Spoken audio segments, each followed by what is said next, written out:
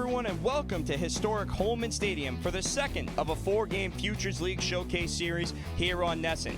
This one between the Nashua Silver Knights and the Brockton Rocks.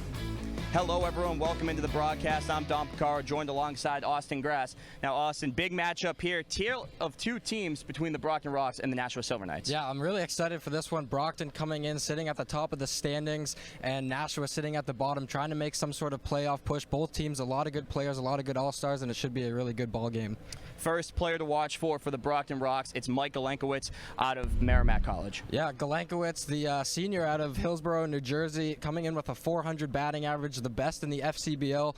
Also tied second in the league in home runs with 4 on the season, leading his team in hits with 30 on the season. So kind of been the offensive catalyst for Brockton, and I expect him to do big things for the Rocks here this afternoon. League is after 10 innings, they will have a home run derby as Roach grounds that one to short. Tough play for McNulty on the backhand.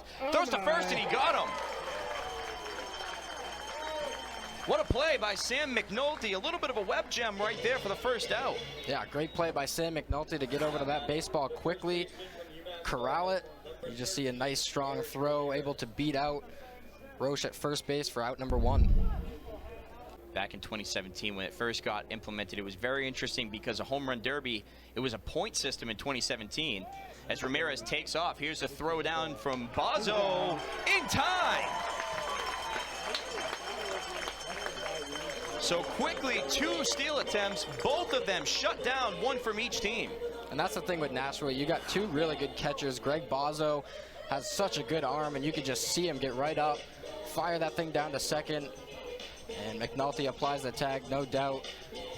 And a big second out here for Nashua. Clears the bases. Really? Yeah, and with Nashua winning 16-3 on Thursday, you got to expect Brockton really wants this one. That one poked out to left center field. It'll get down for at least a base hit. Murphy thinking of second, wide turn. He'll get back to first for a 2-out single. Well, a nice piece of hitting there from Murphy. Bouchane with the fastball outside, and Murphy caught it right off the end of the bat, was able to drive it into left center field and find some real estate out there. He's good for a single, his first base hit of the night. Runner off on the pitch. Reynolds throw down. It's another dart, and he cannot get him. Oh, that was really close right there. Yeah, really close. That was looked like a bang-bang play, but Carmichael might have just got the toe in on the right side of the bag as you see the ball coming in before, but it looks like he might have just, he got that toe right in there and just beat it out by a hair. So a stolen base for Carmichael, his 5th on the season.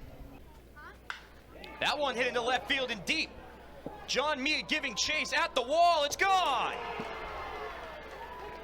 A solo shot for Reamer, and the Rocks strike again. It's 2-0.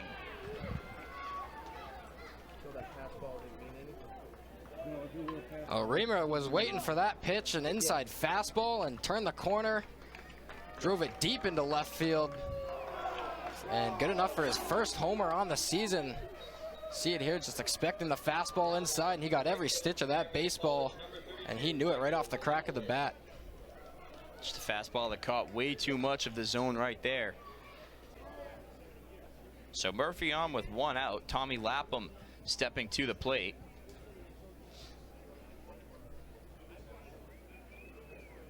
First pitch he sees lined into left field, and that one gets down for a base hit. First pitch swinging for the Rocks. And that continues, 2 on, 1 out. Yeah, it's really been the story here to start off this ball game. The confidence and the aggressiveness from the Brockton Rocks, not only on the base path, but when they're up at bat as well. Another first pitch swinging there. You see Tommy Lapham going oppo into left field and gets himself on for his first base hit of the afternoon. That one swung on through the hole for a base hit. Meade with a single. Ott on his way to third base. Here's a throw, not in time. Silver Knights are in business. I'll give Kyle Jackson a lot of credit, able to check that ball in right field and give Logan Ott the wave to come over to third, and a good piece of hitting from John Meade, a guy that we just said returning from that championship Silver Knights team, and a guy that they're very happy to have back, a guy that has a lot of experience winning with this ball club, and able to provide a little spark here. Runners at the corners, no men out. And coaches up. We've seen that in Nashua earlier on this year. And Carmichael strikes out. Swing and a miss right there. Snook. 2 batters since the mound visit, 2 outs. A really good job by Snook there. That pitch, breaking ball, just right on the outside, and Carmichael out in front, able to pull the string was Snook. And another strikeout here for him this afternoon, and quickly down is Nashua with 2 outs, runner still on the corners. Sam McNulty, the Boston College product. First pitch swinging, grounds it to Danos. Hit short, he can't handle it. And a run comes in off the glove. Nashua's on the board. Yeah, it looked like Danos might have had an easy flip to second and just get out of the inning, but I think he might have took a peek over at first, took his eye off the baseball, and it just kind of one-hopped off of his glove. It looked like he kind of looked over at McNulty going to first before he got that ball into his glove, wasn't able to make the play, and an error for Danos brings in a run for Nashua. I think you're right, Austin. I think he just peeked a little bit too soon, took his eyes off of it, knowing that you have the game to kind of perform against a live crowd. And that one hit into center field. Ott has to charge in. He will dive, can't make the catch. Reamer on his way to second base, head first slide, he's in there, and it'll go as a 1-out double. Oh, a solid piece of hitting there from Reamer, good contact. As the ball was kind of tailing away from Ott out there in center field. You can see Ott getting on his horse, losing the hat, trying to make a play on it, and the ball just sneaks down out past his outstretched glove. Good enough for a double. Second base hit of the night for Justin Reamer. Trouble here. 2-2. Swung on, poked into center field. It'll get down for a base hit. Here comes Reamer. He will score for the 2nd time today. And the Rocks extend their lead. It's 3-1. A nice piece of hitting there from Galenkowicz. Just kind of stuck the bat out, reached for it a little bit. Nice soft touch there to just drive it right over second baseman Brandon Fish's head. And Galenkowicz is on with his first base hit of the evening, the guy that we highlighted here in the pregame. Last year in 2020, a shortened postseason as that ball gets away on the pickoff attempt.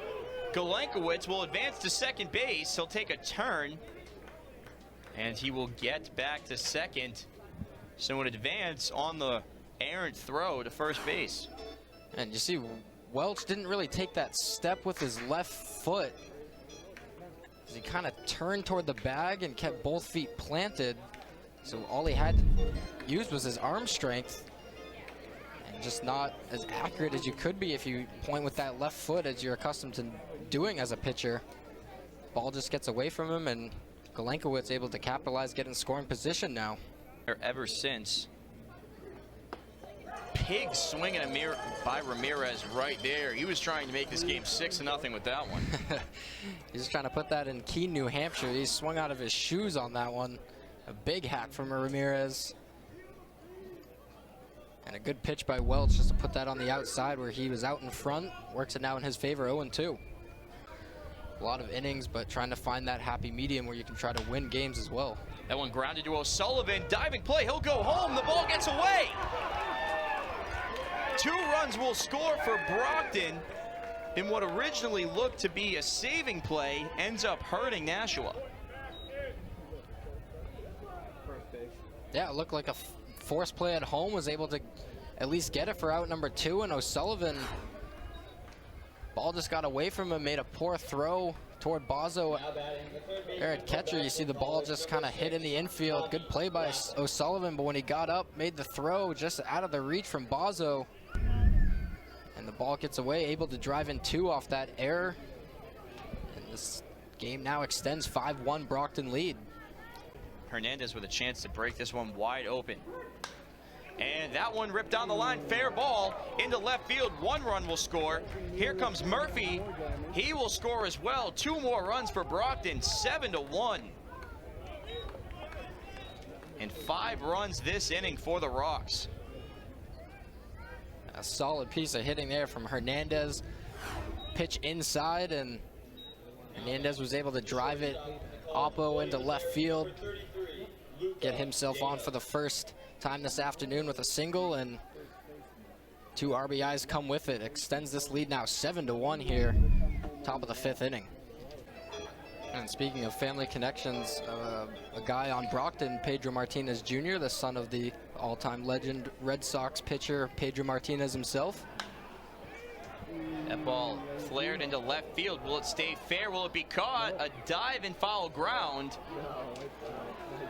And Jack Murphy cannot come up with it.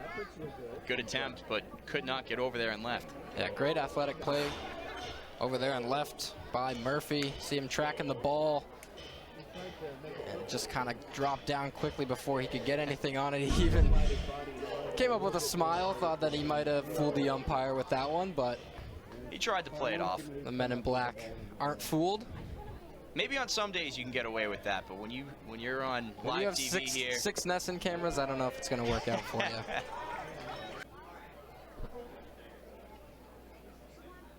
1-2, breaking ball for strike 3. High sack swings right through that one.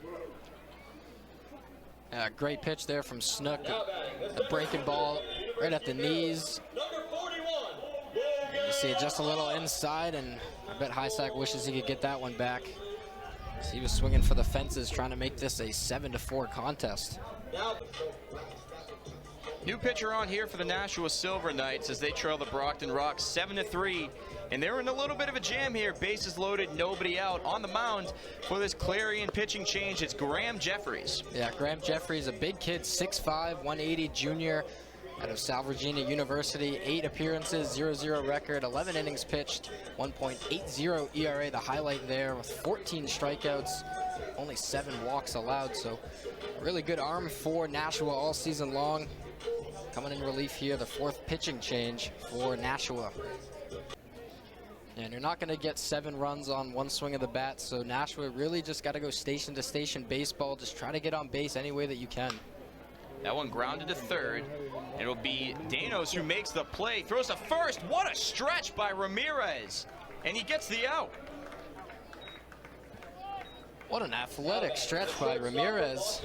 Good play by the shortstop, Danos.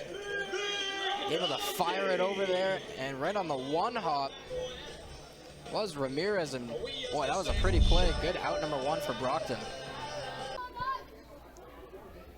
Nashua will be at home tomorrow against the Pittsfield Suns. That one grounded past the glove of both Fish and the pitcher Gitshire. Double hop, and it goes into right field. And look at the replay here. You'll see Gitshire stuck his glove out trying to get that, and the ball went right off the top of it, and it really threw Brandon Fish off as he was trying to make that play. See there, he punches it, and Brandon Fish then has to go to his left as he was trying to go right to get that baseball.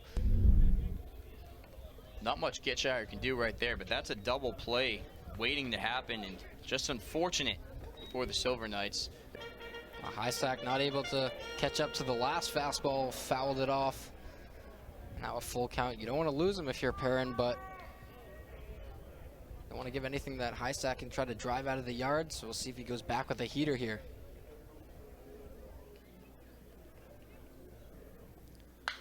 That ball hit into left field and deep. High sack will have a home run. Not over yet. A solo shot for High sack, his 3rd homer in 2 days. And the Knights make it 12-4.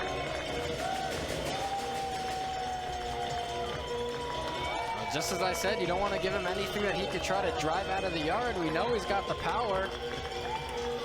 Fresh off the home run derby. And there you see the cowboy hat for High sack.